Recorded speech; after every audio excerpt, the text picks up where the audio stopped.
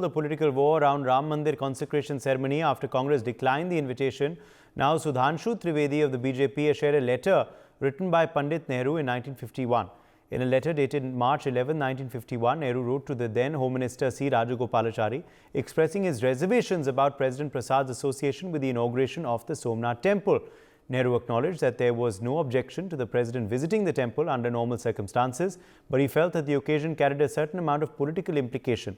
He preferred that the president not associate himself with the event, but left the final decision to Prasad's discretion. Well, Sudhanshu Trivedi has criticized the Congress for its leader's decision to decline the invitation to attend the Ram temple consecration ceremony in Ayodhya, and has alleged that Nehru then opposed President Prasad's association with the Somnath temple, and obviously implying that the Congress has a legacy of not going for such temple consecrations and inaugurations. My colleague Ajay Jandial has spoken exclusively with BJP's Kavinder Gupta on this big story. We have with us a former Deputy Chief Minister of Jammu and Kashmir, Kavinder Gupta. Sir, Congress के जो प्रधानमंत्री थे जवाहरलाल नेहरू, उन्होंने अपने समय में doctor Rajendra Prasad को एक चिट्ठी लिखी थी और कहा था कि जो सोमनाथ टेम्पल का कंस्ट्रक्शन है, रिकंस्ट्रक्शन का काम है, उसे आराम से चलाया जाए।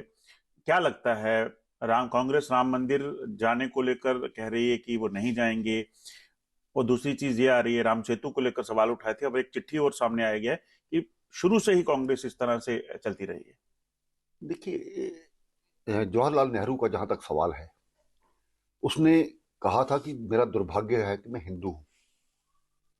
इस प्रकार की ये सारी जो बातें हैं वो इतिहास में आती हैं।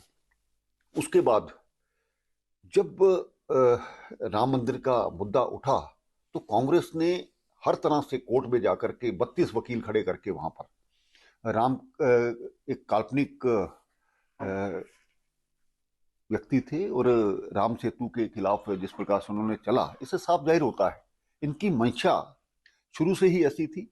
ये एक पर्टिकुलर काज को लेकर के हिंदुत्व को, सनातन को बदनाम करने के लिए इनका शुरू से ही रहा है। तो मुझे लगता है कभी चाइना के पास जाना, कभी दूसरों के पास जाना, ये इसी बात को दोहराता है कि अपने देश की बात नहीं करते, लेकिन भारतीय जनता पार्टी का कद इस प्रकार से बढ़ रहा है क्योंकि वो राम मंदिर का समर्थन करती है। ये उस चीज के लिए किसी भी हद तक गिरने को तैयार है। और मैं इनको ये कहना चाहता, अभी राम मंदिर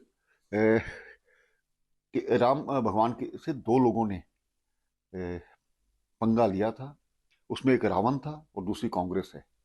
रावण का अंत हो गया और आने वाले समय में कांग्रेस का अंत तय है।